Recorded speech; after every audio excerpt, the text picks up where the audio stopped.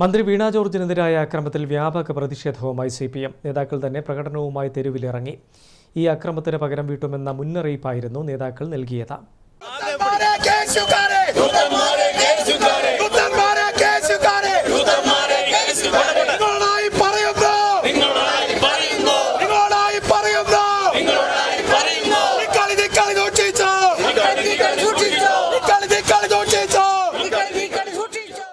മന്ത്രി വീണ ജോർജിനെതിരായ അക്രമത്തിൽ വൻ പ്രതിഷേധമാണ് സിപിഎമ്മും ഡിവൈഎഫ്ഐയും ജനാധിപത്യ മഹിളാ അസോസിയേഷനും ഉയർത്തിയത്.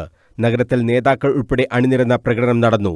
സിപിഎം സംസ്ഥാന കമ്മിറ്റി അംഗം പി ജയരാജൻ, ജില്ലാ സെക്രട്ടറി കെ രാഗേഷ്, സംസ്ഥാന കമ്മിറ്റി അംഗം ടി രാജേഷ്, എൻ ചന്ദ്രൻ, എൻ സുകന്യ, വി സനോജ് തുടങ്ങി നേതാക്കൾ അണിനിരന്നതായിരുന്നു പ്രകടനം. കണ്ണൂരിലെ പാർട്ടി തീരുമാനിച്ചാൽ യൂത്ത് കോൺഗ്രസ് വെറും റീത്ത് കോൺഗ്രസ് ആകുമെന്നായിരുന്നു സിപിഎം ജില്ലാ സെക്രട്ടറി കെ രാഗേഷിന്റെ മുന്നറിയിപ്പ്. ആരോഗ്യവകുപ്പ് മന്ത്രിയുടെ വീട്ടിൽ പോയി റീത്ത് വെക്കുക, എന്താ അതിന്റെ അർത്ഥം? ആരോഗ്യവകുപ്പ് മന്ത്രിയെ കൊന്നുകളയുമെന്നാണോ? റീത്ത് വെച്ചപ്പോ വി ഡി സതീശനും കൂട്ടരും അതിനെ പ്രോത്സാഹിപ്പിക്കുക.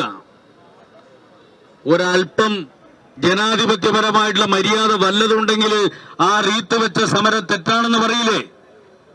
വി ഡി സതീശൻ പറഞ്ഞോ? അയാൾ എന്ത് പ്രതിപക്ഷ നേതാവാ? ഇതിനെ പ്രോത്സാഹിപ്പിക്കുന്ന സമീപനമല്ല എടുത്തത്. അതിന്റെ ഫലമായിട്ടല്ലേ ഇപ്പോഴ് ചരിത്രത്തിലാദ്യമായി ഒരു മന്ത്രിയെ കയ്യേറ്റം ചെയ്യുക, ആക്രമിക്കുക എന്ന് പറഞ്ഞാൽ ഒരു വനിതാ മന്ത്രിയെ കേരളത്തിന്റെ ചരിത്രത്തിൽ എപ്പോഴും കേട്ടിട്ടുണ്ടോ വനിതാ മന്ത്രി ആക്രമിക്കുന്നത്?